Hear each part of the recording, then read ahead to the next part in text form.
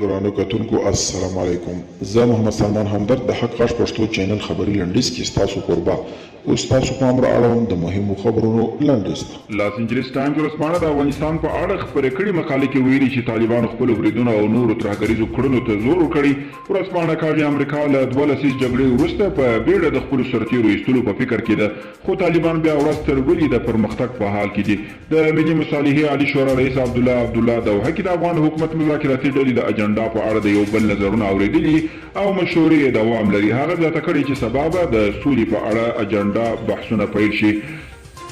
د افغانستان د ملي امنیت شورا ویان رحمت الله اندر له رسنیو سره په خبرو کې ویلي د 15,000 طالب بندیانو خوشي کول د سولې له بهیر سره مرسته ونه کړه، تاوتریخوالی یې کم نه کړ او طالبانو پر خپلو ژمنو عمل ونه کړ. د 7,000 نورو زندانیانو خوشي کول هم له دې بهیر سره مرسته نشي کولی.